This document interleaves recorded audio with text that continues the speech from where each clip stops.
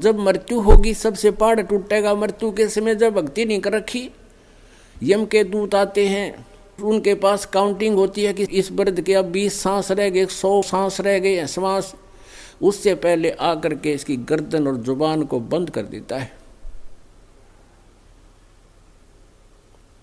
और फिर उसके श्वास गिनते हैं, जीभ दाब के कर ले पूरे। और फिर वो वैसे नहीं छोड़ता है शरीर को, क्योंकि हम किसी किराए के मकान पर रहते हो ना, छूटा जल्दी ही कोई कह दे खाली कर दे भाई मेरा, तो भी दुख मानकर कई दिन अटपट करके निकाल देते हैं। और इस मकान में तो हम रहे जा 60, 80, 90 वर्ष तक, फिर यूँ के सज छूटे हैं बिना ज्ञान के व्यक्ति का। और ज्ञानवान व्यक्ति जब परमात्मा का बुला होगा तो थोड़ी का भाग लेगा इस खोखे ने, तो वो नहीं छोड़ सकता। भक्तिहीन प्राणी में वो व्यवस्था नहीं होती कि शरीर से छोड़ भी सके अपनी मर्जी। फिर यम के दूत इसको डराते हैं, बुरी बुरी तरह आकृति बनाते हैं ताकि भयभीत होकर इसको छोड़े, और ना छोड़े फिर इसके अंदर से सूक्ष्म रूप में भाले ठोकते हैं, फिर से निकल कर भाग जाता है, फिर इन्हें पकड़े भाग के की जाएगा। तो अंत में टट्टी और पेशाब निकल जाती सफलातून की, जो आज धरती तोलता फिरता पता नहीं के बकवाद करता है। तो वो दुख याद दिलाए जाते हैं ताकि इस जीवन में ये व्यक्ति बुरे कर्म ना करे, अच्छे कर्म करके भगवान की भक्ति करके अपने आने वाले प्रारब्ध के कर्मों से भी बचाव कर सके। तो क्या बताया है कि इस तत्व ज्ञान से परिचित हुआ व्यक्ति और तत्ब्रह्म से यानी उस परम अक्षर ब्रह्म से परिचित व्यक्ति, वो केवल जरा और मरण से, जरा माने बुढ़ापे का संकट और मरण माने मृत्यु के, इस जरा और मृत्यु के दुख से छूटने का प्रयत्न करता है। तब अर्जुन ने पूछा वो किम तत्ब्रह्म, वो तत्ब्रह्म क्या है जिसको जानकर फिर आदमी केवल यहाँ से छूटने का प्रयत्न करता, संसार की किसी वस्तु की या पुनर्जन्म की इच्छा नहीं रखता। अब पुनर्जन्म हो गया फिर हुआ है दुर्गति शुरू, फिर हो गया फिर हुआ है शुरू, फिर हो गया फिर हुआ है शुरू, बता कि कोई अंत है इसका। तो कहने का भाव ये है, जब तक हमें तत्व ज्ञान नहीं होगा तो हमारी हृदय नहीं हटेगा यहाँ से, इच्छा नहीं मिटेगी यहाँ से। अब 8वें अध्याय के 8, 9 और 10 श्लोक में अब गीता ज्ञानदाता कहता है कि जो व्यक्ति उस तत्व ब्रह्म की, परम अक्षर ब्रह्म की 8वें अध्याय के 3रे श्लोक में जिस परम अक्षर ब्रह्म उत्तम पुरुषत्व अन्य, 15वें अध्याय के 17वें श्लोक वाला जो भगवान है उत्तम पुरुषत्व अन्य, वो परम अक्षर ब्रह्म है। उस परम अक्षर ब्रह्म की जो भक्ति करता है, और उस परम अक्षर ब्रह्म की भक्ति का कौन सा मंत्र है? श्रीमद् भगवत गीता अध्याय नंबर 17 के श्लोक नंबर 23 में स्पष्ट किया है, ओम तत् सत इति निर्देश है ब्रह्मण त्रिविध समृत है। अब यहाँ पर ब्रह्मण का अर्थ जो है ये परम अक्षर ब्रह्म है। तो जैसे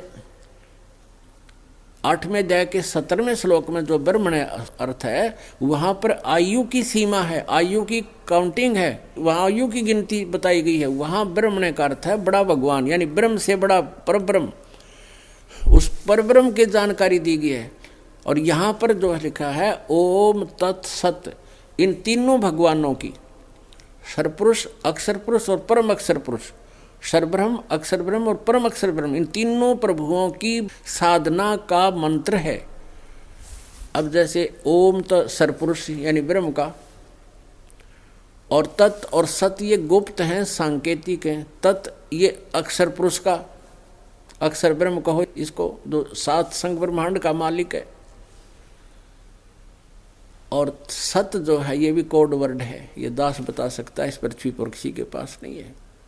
और कोई मुझसे पता करके जानकर या कोई पुस्तक में पढ़ के हेरा फेरी करके उसको जान भी लेता है, उसका ज्ञान व्यर्थ है, क्योंकि आगे वो किसी को प्रदान करने का अधिकारी ना होने से अनधिकारी से बनाया हुआ कोई भी लाइसेंस भी वैलिड नहीं है।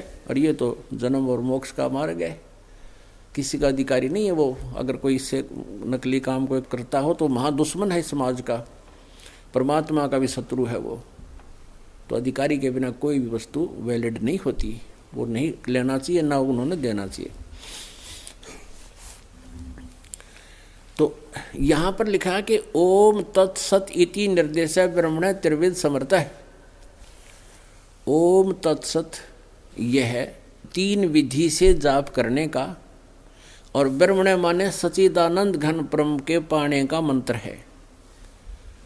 पुणात्मा, जैसे हमने आम खाना है, आम, या सेब खानी है, सेब, तो सेब को प्राप्त करने के लिए पहले मजदूरी करनी पड़ेगी। आपने मजदूरी कहीं कर रहे हो, फिर वहाँ से क्या मिलेगा? रुपये मिलेंगे आपको, रुपये। और उन रुपयों को लेकर कहाँ जाओगे? मार्केट में, वहाँ सेब मिलेगी। तो परम अक्षर ब्रह्म के पाने के लिए जो ये 3 मंत्र हैं या मजदूरी है उस सेब को पाने के लिए, ये पूजा नहीं होती, या तो मजदूरी है। जैसे हम कितना मजदूरी करें उसकी पूजा थोड़ी करें, पूजा तो हम सेब की कर रहे हैं, सेब खावांगे। तो हमने सेब प्राप्त करने की जो आस्था है वो हमारी पूजा है। तो हमने परम अक्षर ब्रह्म पाना है, उसके पाने की यह मजदूरी है 3 मंत्र की। ओम त ब्रह्म का, सरपुरुष का, जो गीता जी अध्याय नंबर 15 के श्लोक नंबर 16 में सरपुरुष और अक्षर पुरुष। तो सरपुरुष का तो ओम मंत्र है, और अक्षर पुरुष का तत्, और जो उत्तम पुरुष है तो अन्य परमात्मा है, उदाहरते 17वें श्लोक में 15वें अध्याय के में, उसका सत्य वो परम अक्षर ब्रह्म है। तो इन तीनों की मजदूरी करने से हमने परम अक्षर ब्रह्म मिलेगा, परम अक्षर ब्रह्म प्राप्त होगा। ओए होए। अपनात्मा, श्रीमद् भगवद गीता एक अनमोल सदग्रंथ है। इसके अंदर बहुत ही निर्णायक ज्ञान है, लेकिन ये है तत्वदर्शी संत के सत्र का ज्ञान। और ये पहली कक्षा के स्टूडेंट भी ना थे, ये बन गए हमारे गुरु। ये नकली ब्राह्मण, नकली ऋषि में ऋषि मंडलेश्वर आचार्य, इनको आध्यात्मिक मार्ग नहीं था। संस्कृत में चाहिए PhD कर रखी हो। भाषा का तो एक अलग ज्ञान है, भाषा का इससे कोई लिंक नहीं है। अध्यात्म ज्ञान किसी भी भाषा में हो आपको समझ में आना चाहिए। भाषा का सिर्फ इतना काम है अपने विचारों को दूसरे तक पहुंचा सके। संस्कृत को कोई नहीं जानता, बोलता रहे संस्कृत, उसके लिए तो भैंस बराबर है। तो परमात्मा ना आकर इसलिए सिंपल लैंग्वेज में जो जनसाधारण समझ सकते हैं उसमें मुझे सूक्ष्म वेद में पूर्ण ज्ञान दिया, उस तत्व ज्ञान में, कबीर वाणी में, जिसको ये दास आपके समक्ष खोल रहा है। इस दास के ऊपर मेहर की परमात्मा ने ये ज्ञान समझाया दास को, और ये बाप को उन्हीं सदग्रंथों का रहस्य आपके समक्ष कर रहा है।